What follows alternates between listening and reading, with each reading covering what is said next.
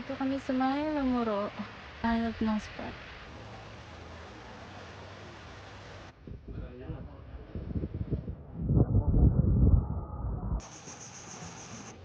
Dito kami sa Lamuro.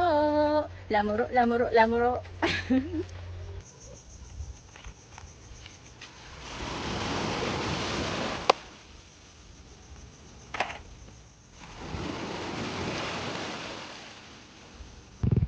Mag-fishing kami, guys. Dun siya nagpo-park.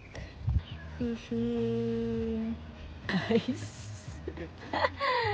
Kaya mo yan.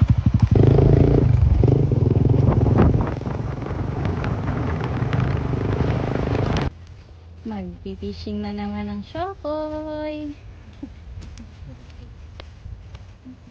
Ba pwede motor dito?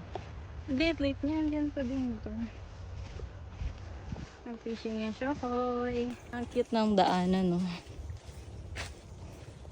Ito lang oh, kahit ito lang dito lang sa side na to. Ito yung mga pain niya.